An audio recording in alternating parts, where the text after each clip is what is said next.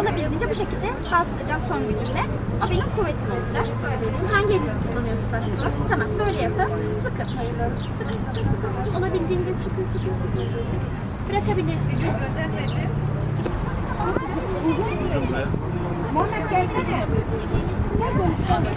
İlimizin çeşitli noktalarında halkımızla sağlıklı hayat merkezlerini buluşturmak için bu noktalarda, bu çadırlarda halkımızın sağlıklı yaşama yönlendirilmesi için bugün bu kampanyayı başlatmış bulunmaktayız.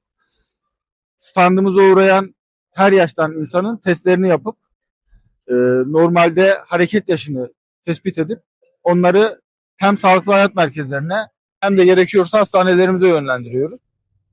Yaklaşık 2 yıldır sağlıklı hayat merkezlerimizle Sağlık Bakanlığı'nın en büyük faaliyet alanlarından biri. İlimizde de şu an 6 tane sağlıklı hayat merkezi mevcut ve halkımıza tamamen ücretsiz bir şekilde hizmet vermekte. Bir ay boyunca bu kampanya sahada, AVM'lerde, açık alanlarda, piknik alanlarında her yerde devam edecek. Ve halkımıza hem sağlık yaşını hem de sağlıklı hayat merkezlerini tatmış olacağız. Bundan sonra da tüm halkımızı biz sağlıklı hayat merkezlerimize bekliyoruz ki hastalanmadan sağlıklı bir hayata onlarla beraber devam edebilelim. Şu anda bulunduğumuz stand sağlık yaşını öğren standı. Burada vatandaşlarımıza sağlık yaşlarını ölçen testler yapıyoruz. Otur kalk testi, denge testi ve güç testiyle güç yaşımızı ve hareket yaşımızı öğreniyoruz. Ona göre vatandaşlarımızı da yönlendirmeler yapıyoruz. Nereye yönlendiriyoruz?